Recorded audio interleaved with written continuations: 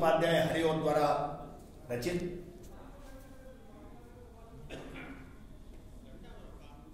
रचना, जिसमें राधे रानी और कृष्ण के प्रेम की पराकाष्ठा दिखाई गई है। राधे रानी विरह में व्यथित ब्रज में रह रही हैं और कृष्ण उस समय मथुरा। पवन को अपनी दूतिका बनाकर राधे रानी भेज रही हैं और उसे समझा रही हैं और कह रही हैं कि कोई प्यारा कुसुम कुमला गेह में जो पड़ा हो, हे पवन, कोई प्यारा कुसुम कुमला गेह में जो पड़ा हो तो प्यारे के चरण पर ला डाल देना उसी को, और यों देना ये पवन बतला धूल सी एक बाला, मिलाना हो कमल पग को चूमना चाहती है। अगर कोई भी तुझे कुसुम माने फूल, कोई भी फूल मुरझाया हुआ तुझे दिखाई दे, किससे कह रही है? हवा से। हवा से, पवन से। पवन से कह रही है। कौन कह रही है? राधा रानी। राधे रानी, तुझे कोई भी मुरझाया हुआ फूल दिखाई दे तो उस फूल को उठाकर लाना, गेह में जो पड़ा हो, घर में जो पड़ा हुआ हो उसे उठाकर लाना, तो प्यारे के चरण पर ला डाल देना। मेरे प्यारे भगवान कृष्ण के चरणों में उस मुरझाए हुए फूल को लाके डाल। खिला हुआ फूल नहीं, क्यों? मुरझाया हुआ ही क्यों? खिला हुआ फूल क्यों नहीं? खिले हुए फूल का अभिप्राय होता है कि प्रसन्नता, उसका होता है सुख, खुशी, स्माइल। और इससे क्या दिखाई देगा? दुखी। इससे दुख दिखाई देगा, इससे मुरझाया हुआ चेहरा दिखेगा कि आज निश्चित है कि जैसे ये फूल कुमिला हुआ है, मुरझाया हुआ है, ऐसे ही आगे कहती हैं यों देना है पवन मतला फूल सी एक बाला। अरे बहन पवन, तू जाके बस इतनी बात बता देना मेरे कृष्ण को कि कृष्ण को ये ज्ञात हो जाए कि फूल सी एक बाला, एक कन्या। कन्या कौन? राधे रानी। फूल सी एक बाला, एक कन्या जो फूल की तरह से सुंदर, वो कैसी है? फूल सी एक बाला, मिलाना हो कमल पग को चूमना चाहती है। मिलाना माने मलिन, मलिन, बिल्कुल कुमिलाई हुई, धूल धूसरित, धूल में सनी हुई, वो आपके चरणों को, कमल रूपी चरणों को चूमना चाहती है, अर्थात आपके चरणों में रहना चाहती है। लेकिन आज वो बिना आपके कैसी हो गई है? मुरझाई हुई। इसीलिए बहन, जो प्यारे मन जो उपवन या वाटिका में खड़े हों, छिद्रों में या गुणित करना वेणुसा कीचकों को, यो होवेगी सुरत उनको सर्व गोपांगना की, जो है वंशी श्रवण रूप से दीर्घ उत्कंठ होती। अगर मेरे प्यारे कृष्ण जंगल में खड़े, किसी बगीचे में खड़े हों या छोटी सी वाटिका में, अगर वहां खड़े हों तो जाकर के उन वृक्षों के, भाई बगीचे में खड़े हो तो पेड़ तो होंगे, उन पेड़ों में जो कोटर होती हैं, खोलारें होती हैं, उनके अंदर तू प्रवेश करना। हवा, तुमने कभी पेन के पोला से सीटी बजाई है? क्यों ऐसी है? क्योंकि उसमें हवा जाती है और वो हवा के प्रेशर से एक सीटी सी बजती है। ऐसे ही तू जाके कहां पहुंचना? उन जंगल में जहां मेरे कृष्ण खड़े हैं, उन पेड़ों में जो खोलार है उनमें जाकर प्रवेश करना। जब उसमें तू प्रवेश करेगी तो उसमें से एक स्वर जैसा निकलेगा, सू सू साए साए किसी आवाज आती है ना जंगलों में, वो आवाज जब तुझे दिखाई दे, छिद्रों में जा कुणित करना वेणुसा कीचकों को, और बिल्कुल वेणु वंशी की तरह, बाजे की तरह वो बजने लग जाए। एक तो बंसी कहते हैं वेणु को, और एक वेणु कहते हैं बाजे को। सींग का बना हुआ बाजा होता है, उसे वेणु भी कहते हैं। तो ऐसे ही बाजे की सी ध्वन निकले, बंसी की सी ध्वन निकले, यो होवेगी सुरत उनको सर्व गोपांगना की। तब उन्हें सभी ग्वालिनियों की, जितनी गोपियां हैं उन सब की उन्हें याद आई। क्योंकि कृष्ण क्या करते थे, गोपियों के लिए ही तो बंसी बजाते थे, और गोपियां ही उनमें जबरदस्ती बंसी बजवाती थी, बंसी बजाओ, क्योंकि बहुत मधुर तान से बंसी को बजाते थे। यो होवेगी सुरत को सर्व गोपांगना की, जो है बंसी श्रवण रूप से दीर्घ उत्कंठकारी, जो बंसी की ध्वनि से कानों को जो बंसी की ध्वनि अच्छी लगती थी, उससे हृदय आनंदित होता था। आज उन्हें ये ज्ञात हो जाएगा कि मेरी जितनी भी गोपियां हैं वो बिना बंसी की ध्वनि के दुखित होंगी। इसलिए तू हवा उन पेड़ों के अंदर जो कोटर हैं, कोलार है, छिद्र हैं, उनमें प्रवेश करना। बंसी में भी छिद्र होते हैं। ये छिद्र क्या है? जो छेद होते हैं, ये छिद्र क्या है? ये छिद्र हमारे 7 स्वर हैं। जो स्वर होते हैं वो स्वर है, उन्हीं पे तो उंगली रखती है, तभी तो उसमें आवाज निकलती है। और स्वर में ही ईश्वर का वास है, ध्यान रखना। स्वर से ईश्वर, जब वो उसमें से स्वर निकलेंगे तो निश्चित है कि ईश्वर से हमारा तारतम्य जुड़ जाएगा, परमात्मा से हमारा ध्यान लग जाएगा। आगे देखें। लाके फूले कमल दल को श्याम के सामने ही, थोड़ा थोड़ा विपुल जल में व्यग्र हो डुबाना। यो देना है भगिनी जतला, एक अंबोज नेत्रा, आंखों को है विरह विदुरा बार में बोलती है। अरे बहन, बहन किसको संबोधित कर रही है? हवा के लिए, पवन के लिए। अरे बहन, तू एक काम करना, लाके फूले कमल दल को, एक कोई खिले हुए कमल का दल, कमल का पत्ता नहीं, फूल की पंखुड़ी। कमल का पत्ता तो इतना छोटा होता है, पत्तल के बराबर, तो तुझे पत्तल के बराबर वाला नहीं लाना है। क्या लाना है? फूल की पंखुड़ी। फूल की पंखुड़ी लानी है एक, और उसे लाकर बार बार बार में बोलती है श्याम के सामने, मेरे कृष्ण के सामने ही उस पंखुड़ी को लाना, और लाकर के क्या करना है? थोड़ा थोड़ा विपुल जल में, थोड़ा थोड़ा धीरे धीरे, जोर से नहीं एकदम लेके भट्ट डुबा दिए डुब करके ना, धीरे धीरे, ताकि कृष्ण को दिखे। धीरे धीरे विपुल जल में व्यग्र हो डुबाना, बेचैन हो करके बार बार कभी डुबाना, कभी उठाना, कभी डुबाना, कभी उठाना। यो देना ए भगिनी जतला, एक अंबोज नेत्रा। अरे बहन, ये कृष्ण को ज्ञात करा देना। जतला माने जताना। सामने हम भी काम कर रहे हैं, वो देख रहा है, उसे ज्ञात हो गया। कृष्ण को ये ज्ञात हो जाना चाहिए कि एक अंबोज नेत्रा, एक कमल के समान सुंदर आंखों वाली कौन थी? राधा।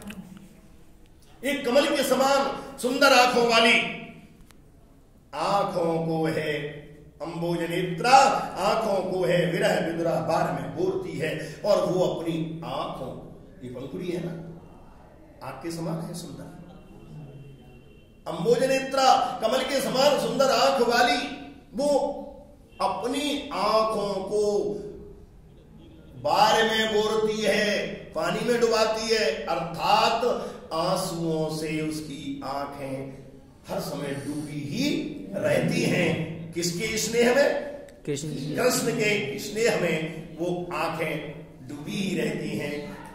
इसलिए अरे बहन, तू जा और जाकर के कृष्ण से कहना और कृष्ण को ये सब चीज दिखाना, मेरी विरह कथा को बताना। धीरे लाना बहन करके नीप का पुष्प कोई, और प्यारे के चपल दृक के सामने डाल देना, ऐसे देना प्रकट दिखला नित्य आशंकिता हो। कैसे होती विरह बस में नित्य रोमांचिता हो। धीरे जाकर एक काम और करना, काम बता रही है, बहन करके ढोकर, बहन माने ढोना, ये है वहन, वहन माने ढोना, और बहन माने बहन, हमारी बहन, बहन माने बहन, और वहन माने ढोना। यहां वा और बा का अंतर है, वर्तनी का अंतर है, जो हम लोग गलतियां कर जाते हैं। तो ऐसी गलती कि धीरे लाना वहन करके नीप का पुष्प कोई, नीप का पुष्प देखा है कभी किसी ने? बताओ जल्दी, देखा है? नहीं देखा? बताऊंगा तो अभी कह दो कि हाँ देखा है। नीम, नीप, नीम नहीं, नीप, नीप कहते हैं कदम्ब का पेड़। कदम्ब का एक, क्या लाना है तुझे? नीप का पुष्प कोई, कदम्ब का एक फूल लेकर के तुझे आना है। किसका फूल? कदम का। कदम्ब का। अब ये एक नया प्रश्न मन में आ रहा है मेरे में, ये कदम्ब क्या है? कदम का पेड़ क्या है? कदम माने पैर, कदम ताल करते हैं ना, तो कदम माने पैर। जिस जिस वृक्ष के ऊपर कृष्ण के पैर पड़े, उस पेड़ का क्या नाम हो गया? कदम। भगवान कृष्ण के कदम पड़े ना, जिस जिस पेड़ के ऊपर कृष्ण चढ़े, कृष्ण ने लीला की, कृष्ण ऊपर बैठ बैठकर बंसी बजाई, उन वृक्षों का नाम पड़ गया कदम्ब वृक्ष। ठीक? तो ऐसे ही जाकर के क्या करना है तुझे? नीम का पुष्प लाना, यानी कदम्ब का एक पुष्प लेकर के आना है तुझे, और प्यारे के चपल दृक के सामने डाल देना। मेरे कृष्ण की आंखें कैसी हैं? चंचल। उनकी चंचल आंखों के सामने उस फूल को लाकर डाल देना, और जब उस फूल को डाल देगी, ऐसे देना प्रकट दिखला नित्य आशंकिता हो। उस फूल की विशेषता क्या होती है बेटा? फूल कैसा होता है? फूल गोल होता है, लड्डू जैसा। धतूरे का फल देखा है? उस पर कांटे होते हैं, ऐसे होते हैं।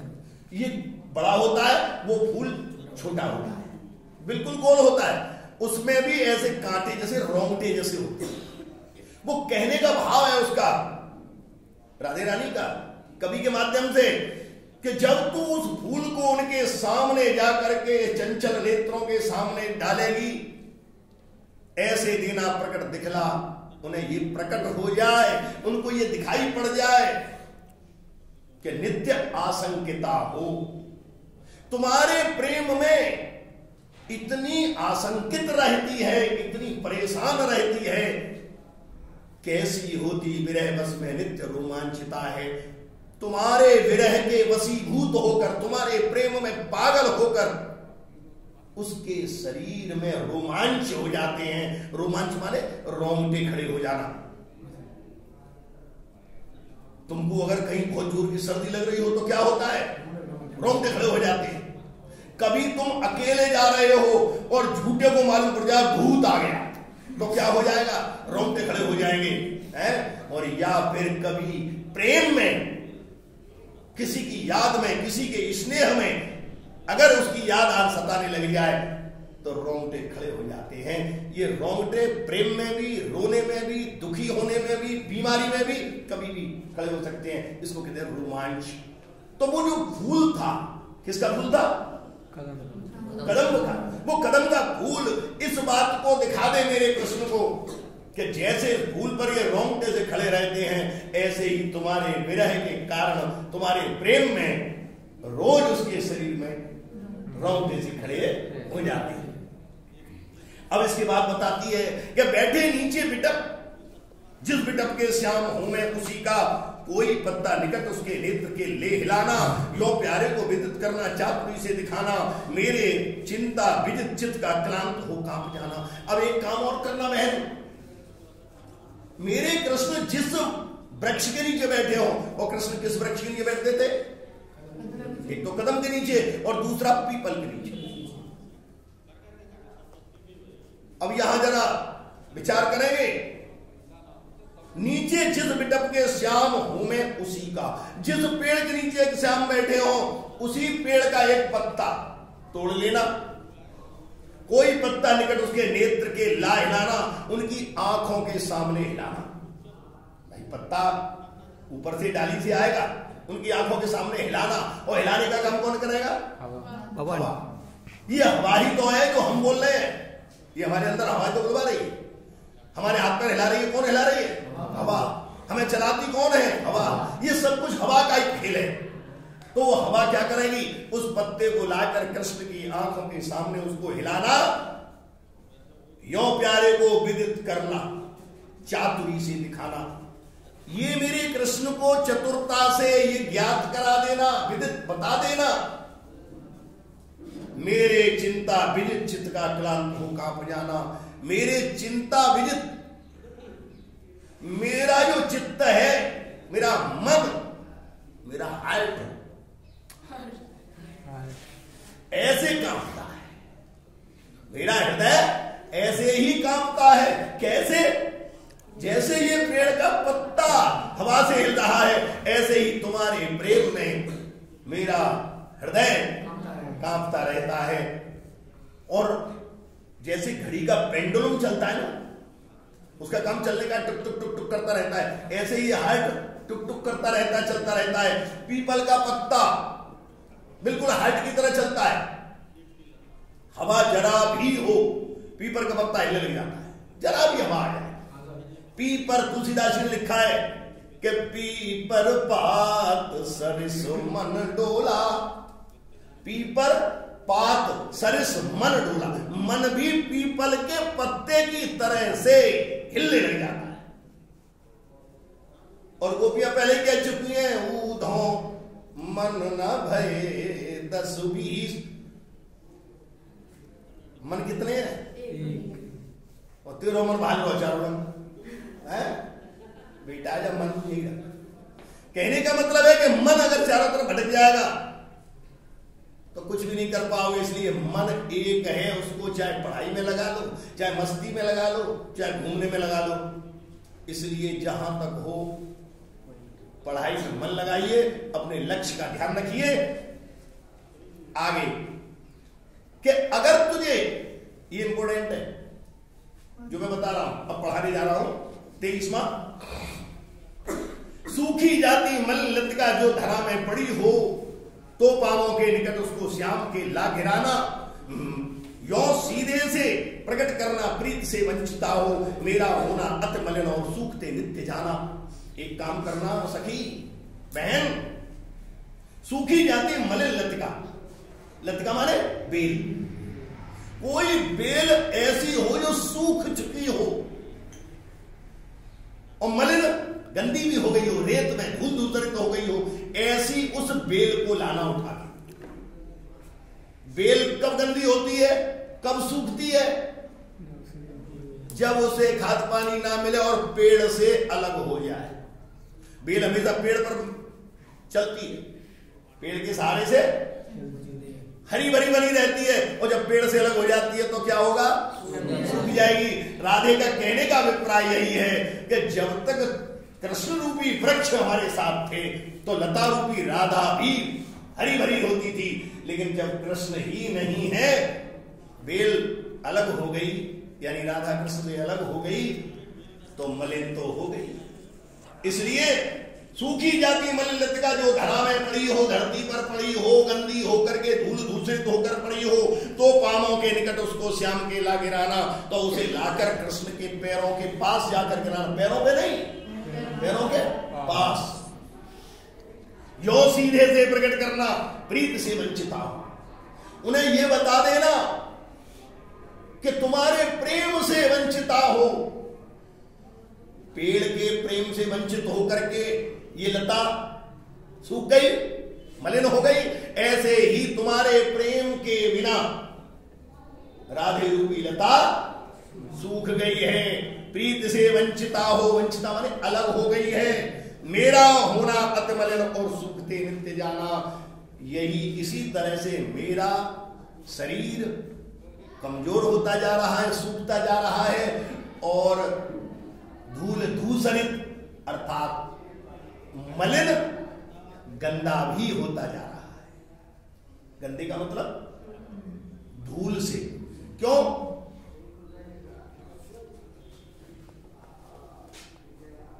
कोई भी व्यक्ति रोए वो जिसे चुप करने वाला हो और रूठे वो जिसे मनाने वाला हो। अब रोए तो इसके लिए कोई चुप करने वाला ही नहीं है और कोई मनाने वाला नहीं है, तो रूठे किससे? मनाने वाले नहीं है। तो इसलिए आज राधे रानी कहती है कि हम पूरी तरह कमजोर भी हो गए हैं, मलिन भी हो गए हैं। अब अगला देखिए, कोई पत्ता नवल तर का पीत जो हो रहा हो तो प्यारे के द्रव्य युगल के सामने ला उसे भी धीरे धीरे समझ रखना और उन्हें यूं बताना, पीला होना प्रबल दुख से प्रोसिता सा हमारा। देखिए बेटा, एक चीज यहां पर ध्यान रखना, जहां एक ही शब्द दो बार आ रहा हो,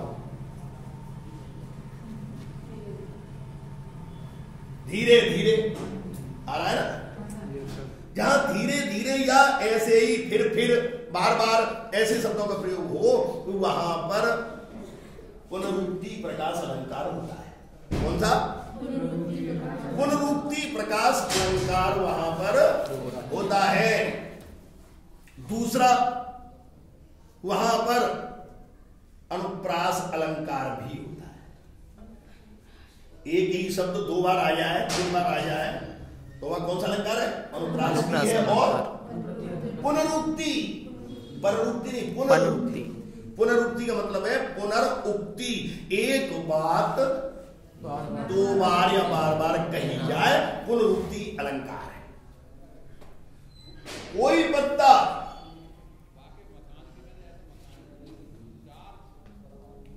पत्ता नवल तर का पीत जो हो रहा हो तो प्यारे के द्रव्य युगल के सामने लाओ से ही धीरे धीरे समझ रखना और उन्हें यो बताना, पीला होना प्रबल दुख से प्रोसिता सा हमारा। अरे बहन, कोई पत्ता, पेड़ का पत्ता, हरे भरे पेड़ का पत्ता अगर पीला पड़ गया हो उसे लाना। और पीला पत्ता कब पड़ता है?